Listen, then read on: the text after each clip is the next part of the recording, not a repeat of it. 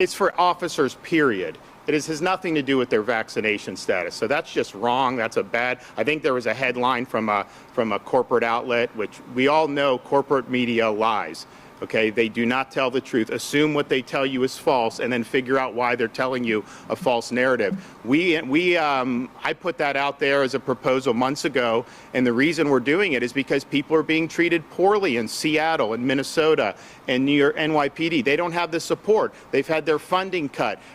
They get criticized if they just enforce the law. Some places they don't even enforce the law, like in San Francisco. They don't prosecute people shoplifting, so you have rampant crime. So that's why we're doing it, because morale is low. Morale is low for years because of how law enforcement's been treated. But when you saw all the rioting last summer, all the vitriol directed at them, Florida stood up and said, we back the blue. And so we are 100% excited about saying anyone that's being mistreated, if the morale's low, if you can't take that environment, and we have openings here, you're going to get an environment where people are going to support you. And I think that's something and I can tell you the people that have come down from some of these places already, you talk to them, it's the best decision they've ever made. So we're looking to capitalize off a lot of communities across our country who have turned their back on law enforcement, who aren't providing them the support, where there's all kinds of different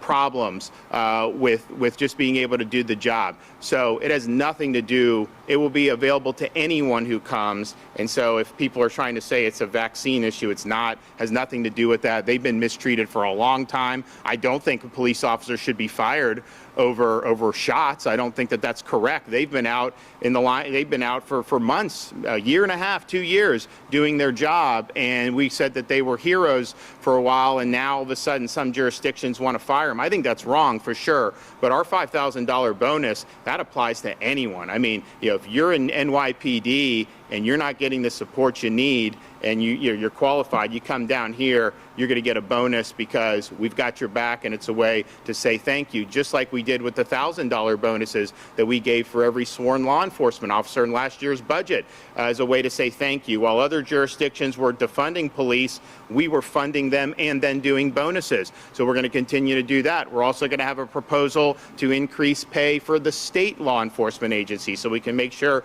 we keep folks there, and then that's competitive. We lose people from corrections and stuff because fortunately, it's a tight labor market, so people have more options. So we've got to remain competitive. So we're going to do all that. But that's really just about creating a good environment, a pro-law enforcement environment. And I can tell you, when you let that go, when public safety starts to erode, all these other things we're talking about, jobs, education, all this stuff, quality of life, it all is undercut, because you're not going to have a thriving community if you don't have a safe community. And so we are committed to that.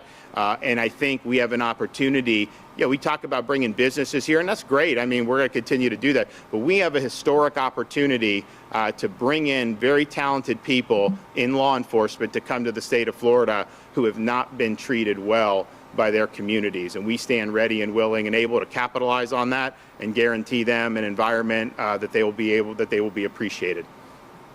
Governor, hearing those numbers, though, of the line of duty deaths, is it something that you're considering promoting these officers to get vaccinated? I mean, you yourself have been vaccinated. So remember, go back, I mean, we did it right in your market. We would do special vaccine drives for law enforcement. We did it at the Polk County Sheriff's Office with Grady Judd. We did it everywhere. When the Johnson & Johnson came out, we provided that specifically to law enforcement. So we've done a lot in that regard.